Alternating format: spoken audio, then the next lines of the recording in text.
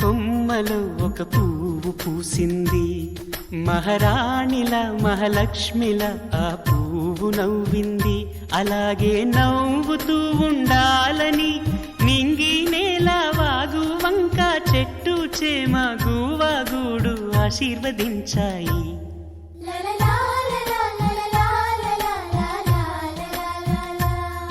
ఒక తోటలో